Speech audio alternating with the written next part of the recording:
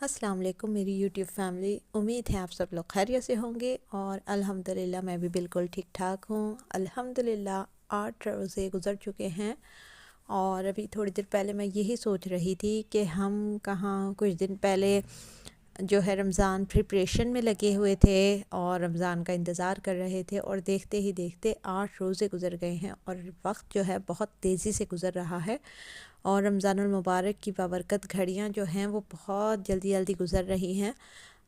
تو بس مجھے ایک تھوڑا سا افسوس ہو رہا تھا کہ ایک دم رمضان جو ہے ختم ہونے جا رہا ہے، تو ہمیں اب کیا کرنا چاہیے۔ تو میں بس اسی کوشش میں لگی رہی ہوں کہ زیادہ سے زیادہ تلاوت قرآن کر سکوں گھر میں، اور اس کے علاوہ آپ لوگوں کے ساتھ یہ جو میں مختصر جائزہ کر رہی ہوں قرآن پاک کا، اس کا اصل مقصد بھی یہی ہے کہ ہم صرف قرآن پاک کو پڑھیں ہی نہ بلکہ اس کو سمجھیں، تاکہ اس کی فیض اور اس کے برکات جو ہیں ہم زیادہ سے زیادہ حاصل کر سکیں۔ تو آپ لوگ بھی کیا کچھ کر رہے ہیں رمضان میں، کامنٹ میں ضرور بتائیے گا۔ اچھا جی، تو یہاں میں بنا رہی ہوں مکس ویجیٹیبل سموسے، اور اس کے آپ پیٹس بھی بنا سکتے ہیں۔ یہ اسٹفنگ میں آپ کو جو بتا رہی ہوں نا، اس سے آپ کٹلٹ بھی بنا سکتے ہیں ویجیٹیبل کے، اور اس سے آپ نے جو ہے نا سموسے یا رول اس ٹائپ کی چیزیں بھی بنا سکتے ہیں۔ نارملی بچے نہیں کھانا پسند کرتے سبزیاں، تو میں نے کچھ سبزیاں لے لی ہیں جن میں پھول گوبھی تھی، اور آلو تھے، اور مٹر تھی، اور ساتھ میں شملہ مرچ لی ہے۔ آپ چاہیں تو اس میں گاجر بھی ایڈ کر سکتے ہیں، اسپرنگ آنین بھی ایڈ کر سکتے ہیں، اس میں بند گوبھی بھی ایڈ کر سکتے ہیں۔ اصل میں میرے ہسبینڈ گوبھی لے کے آ گئے تھے ٹماٹر وغیرہ کے ساتھ، تو اب ظاہر رمضان میں سالن تو پکتا ہی نہیں ہے، بہت کم ہی ایسا ہوتا ہے، اور وہ بھی گوشت کی صورت میں ہی پک رہا ہوتا ہے، تو پھر اس کو یوٹیلائز بھی تو کرنا تھا کہ کہیں نہ کہیں، تو میں نے سوچا کہ کیوں نہ اس کو رول یا سموسے وغیرہ میں بھی ڈالا جا سکتا ہے، تو ڈال لیتی ہوں تاکہ بچے جو ہیں کھا سکیں۔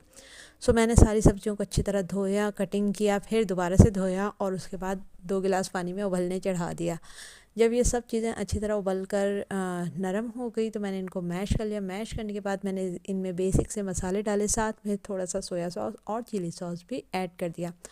مکسنگ کی اچھی طریقے سے، اوپر سے میں نے اس میں چاپ کی ہوئی کچی شملہ مرچ ایڈ کر دی۔ مکسنگ کرنے کے بعد میں نے الگ سے آٹا گوندھ رکھا تھا میدے کا، ٹھیک ہے، سخت سا ڈو بنا رکھا تھا میدے کا۔ پھر میں نے اس کو چھوٹے چھوٹے اس میں بیلا روٹی کی صورت میں، اور پھر اس کے بس شیپ دے کے سموسے بنا لیے۔ اس والی پٹی کو میں نے سیکا نہیں تھا، جس طرح کی پہلے والی سموسہ پٹی رول پٹی میں نے آپ کو سکھائی تھی، تو بس سمپلی میں نے گھر میں اس کو سموسوں کی شیپ دی ہے اور فرائی کر لیا ہے۔ اچھا، ڈیپ فرائی بھی نہیں کیا ہے میں نے اس کو، بس نارمل فرائی کیا تھا۔ ڈیپ فرائی آپ کرنا چاہیں تو کر لیں، میں بہت زیادہ آئلی نہیں چاہتی، کیونکہ سموسے، پکوڑے، رول یہ چیزیں ڈیلی بیسس پہ کھائی جا رہی ہیں، تو اتنا زیادہ آئل ہماری صحت کے لیے اچھا نہیں ہوتا، تو بس ہے نا، آپ کوشش کیجیے گا کہ مناسب سے آئل میں تلیں، بہت زیادہ آئل میں اس کو ڈیپ فرائی نہ کریں، ٹھیک ہے۔ اچھا جی، اس کے علاوہ میں نے بنائے دہی بڑے، اور دہی بڑوں کی ریسیپی میں پہلے بھی آپ کو دے چکی ہوں کہ میں دہی بڑے جو ہے گھر کے بیسن سے بناتی ہوں، دہی بوندی بازار سے نہیں خریدتی، اور دہی بلے بھی بازار سے نہیں خریدتی۔ سمپلی بیسن کے اندر میں ڈالتی ہوں نمک، سفید زیرہ، تھوڑا سا گرم مسالہ پاؤڈر، اور تھوڑی سی پیسی ہوئی کالی مرچ۔ ان کو اچھی طرح مکس کرتی ہوں، پانی کے ساتھ پیسٹ بنا لیتی ہوں، اور اس میں ڈال دیتی ہوں 1 چٹکی کھانے کا سوڈا، اور وہ میں مکس کر کے پھر میں اس کو پہلے فرائی کر لیتی ہوں، اس کے بعد پانی میں ڈپ کر کے، اور پھر دہی کا جو مکسچر بنانا ہوتا ہے، جو رائتا پاؤڈر میں نے اپنی پہلے ایک ولاگ میں آپ کو بتایا تھا، وہ رائتا پاؤڈر ڈال کے دہی کے ساتھ بہت مزے کے ڈیلیشیس سے دہی بھلے میرے گھر میں تیار ہو جاتے ہیں، اور ساتھ میں بنائے میں نے پالک کے پکوڑے۔ تو جناب یہاں ہم چلتے ہیں سورہ انفال کی طرف، کیونکہ کافی افطار کی ہو گئی ہیں باتیں۔ تو سورہ انفال جو ہے پارہ نمبر 9 اور 10 میں ہے، اور اس کی 75 آیات ہیں۔ اس میں سب سے پہلی جو آیت ہے وہ اہل بدر کے حق میں نازل ہوئی تھی، جب ان میں مال غنیمت کے بارے میں اختلاف پیدا ہوا، تو اللہ تعالیٰ نے فرمایا کہ مال غنیمت اللہ اور اس کے رسول کا ہے، اور پھر رسول اللہ صلی اللہ علیہ وسلم کے سپرد کر دیا گیا وہ سارا مال، اور پھر حضور صلی اللہ علیہ وآلہ وسلم نے تمام مال جو ہے وہ تمام لوگوں میں برابر برابر تقسیم کر دیا۔ اس کے بعد ایمان والوں کا ذکر کیا گیا ہے کہ جب اللہ تعالیٰ کا ذکر ایمان والوں کے سامنے ہوتا ہے تو وہ ان کے دل جو ہیں وہ ڈر جاتے ہیں اللہ کے عظمت و جلال سے، اور ان کا ایمان ترقی پاتا ہے۔ وہ نماز کی پابندی کرتے ہیں اور اپنے مال راہ خدا میں خرچ کرتے ہیں۔ وہی سچے مسلمان ہیں، اللہ کے پاس ان کے لیے درجات ہیں اور بخشش ہے اور عزت کی روزی ہے۔ اس کے بعد واقعہ بدر بیان ہوا ہے ڈیٹیل کے ساتھ۔ واقعہ کچھ یوں ہے کہ ابو سفیان ایک قافلہ ملک شام سے لے کر آ رہے تھے۔ اس کے آنے کی خبر سن کر رسول اللہ صلی اللہ علیہ وسلم صحابہ کرام کے ساتھ ان کے مقابلے میں نکلے۔ ادھر ابو جہل ایک بڑا قافلہ لے کر ابو سفیان کی مدد کے لیے نکلا۔ ابو سفیان نے راستہ بدل کر ساحل کا رخ کیا۔ اب سامنے ابو جہل کا لشکر تھا اور مسلمانوں کی تعداد کم تھی۔ حضور صلی اللہ علیہ وسلم نے فرمایا کہ اللہ ہمیں فتح دے گا۔ اس نے بشارت دی ہے کہ 2 گروہ میں سے ایک گروہ سے ہم مقابلہ کریں گے اور فتح پائیں گے، جس پر کچھ صحابہ کرام نے فرمایا کہ ہماری تعداد کم ہے، ہمیں ابو جہل کے بجائے ابو سفیان کا پیچھا کرنا چاہیے۔ مگر حضور اکرم صلی اللہ علیہ وسلم کو یہ بات ناگوار گزری تو حضرت ابو بکر صدیق اور حضرت عمر فاروق رضی اللہ تعالیٰ عنہ نے اٹھ کر آپ صلی اللہ علیہ وسلم کے حکم کی تعمیل کا اعلان کیا۔ پھر حضور صلی اللہ علیہ وسلم نے ان تمام کفار کے نام اور ان کے گر کے مرنے کے مقام تک بتا دیے۔ اللہ نے حضور صلی اللہ علیہ وسلم کو فتح کی بشارت دی اور فرشتوں کے ذریعے مدد فرمائی، اور یوں جب معرکہ ہوا تو حرف بحرف حضور صلی اللہ علیہ وسلم کی بات درست ثابت ہوئی۔ اس سے یہ ثابت ہوتا ہے کہ ہمارے جو نبی صلی اللہ علیہ وسلم فرماتے ہیں وہ حق ہوتا ہے اللہ کے حکم سے اور سچ ہوتا ہے، اور وہ اللہ کے حکم کے سوا کچھ اور فرماتے ہی نہیں تھے۔ ہوا کچھ یوں کہ اتفاق سے مسلمان اونچے ٹیلے پہ تھے اور کفار کا قافلہ میدان میں سفر میں تھکان سے بے حال ہوا تھا۔ مسلمان اسی لیے پیچھے ہٹنا چاہتے تھے کہ مسلمان سفر کی وجہ سے تھکے ہوئے بھی تھے، ڈرے ہوئے بھی تھے۔ کافروں کی تعداد جو تھی ان کو کافی نظر آئی تو وہ گھبرا گئے تھے اب کہ ہم جنگ کیسے جیتیں گے، مگر اللہ کی تدبیر بہترین ہے۔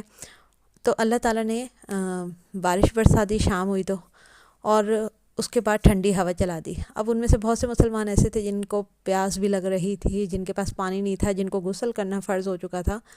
تو جب بارش ہوئی تو وہ نہا کر پاک صاف ہو گئے، انہوں نے پانی پی لیا، پانی کافی سارا اپنے پاس جمع کر لیا، اور ان کے دلوں سے ڈر بھی نکل گیا۔ پھر اللہ تعالیٰ نے ٹھنڈی ہوا چلا دی، جس سے ساری رات مسلمان سکون کی نیند سوتے رہے اور صبح تازہ دم بیدار ہوئے۔ ادھر کافر جو تھے وہ ساری رات پانی کے بہاؤ کی وجہ سے بے چین اور بے آرام رہے، ان کے پیروں تلے کیچڑ تھا، ان کے جانور بھی پریشان رہے، اور صبح وہ تھکے ہارے مقابلے میں آئے۔ مسلمانوں کی تعداد صرف 313 تھی اور کفار کی تعداد تقریباً 10,000 کے قریب تھے۔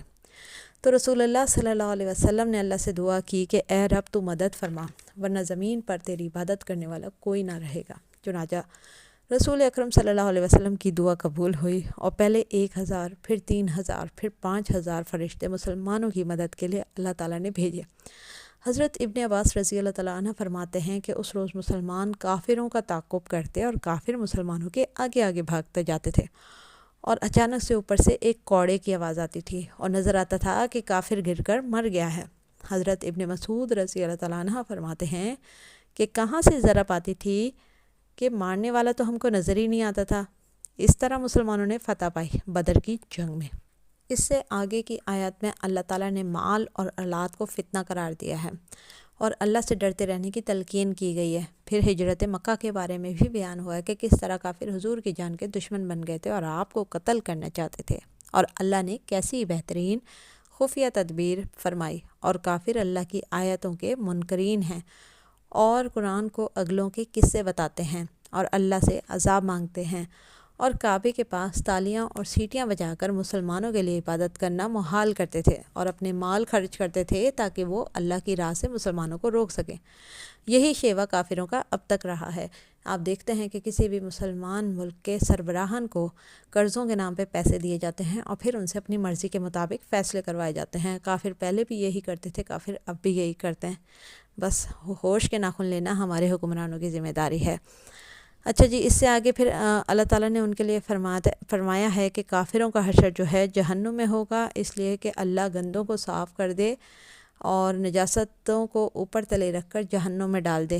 وہی نقصان پانے والے ہیں، اور وہ جو ایمان لائے انہیں معاف کر دیا جائے گا۔ اور اگر کفار فساد کریں تو ان سے لڑو تاکہ کوئی فساد باقی نہ رہے۔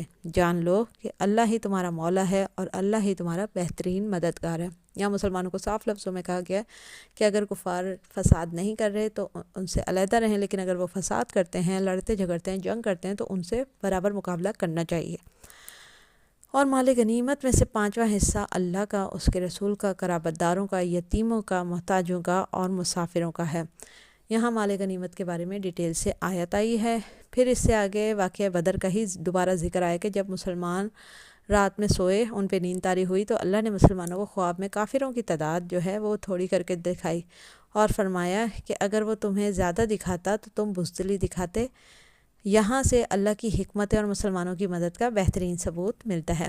اس سے آگے مسلمانوں کو حکم ملا کہ جب بھی جنگ میں جائیں تو ثابت قدم رہیں اور صبر کریں، بے شک اللہ صبر کرنے والوں کے ساتھ ہے۔ پھر کافروں پر اللہ کے عذاب کا ذکر آیا ہے اور اس سے آگے نبی کریم صلی اللہ علیہ وسلم کو مخاطب کیا گیا کہ مسلمانوں کو جہاد کی ترغیب دیں۔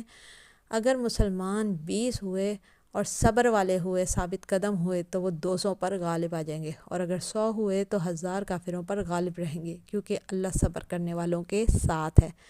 اس سے آگے مہاجرین اور انصار کا ذکر آیا کہ جنہوں نے ہجرت کی اور جنہوں نے ان کی مدد کی ہے وہ سچے مسلمان ہیں اور ان کے لیے عزت اور بخشش کی روزی ہے۔ یہاں ہوتا ہے سورہ انفال کا اختتام، اور امید ہے کہ اس مختصر سے جائزے میں آپ کو اس پوری صورت کا ایک خلاصہ مل گیا ہے، اور آپ کو پتہ چل گیا کہ اس صورت میں اللہ تعالیٰ نے کیا کچھ بیان فرمایا ہے اور کس کس طرح سے ہمیں دین کو سمجھنا چاہیے اور اس پر عمل کرنے کی کوشش کرنی چاہیے، جہاد کے متعلق، مال غنیمت کے متعلق، مہاجرین اور انصار کے متعلق اور کفار کے متعلق۔ تو ولاگ پسند آیا تو اسے لائک اور شیئر کریں، چینل پر نئے ہیں تو چینل کو سبسکرائب کر لیں، اپنی دعاؤں میں ہمیں ضرور یاد رکھیے گا۔ نیکسٹ ولاگ تک کے لیے دیجیے مجھے اجازت۔ اللہ حافظ۔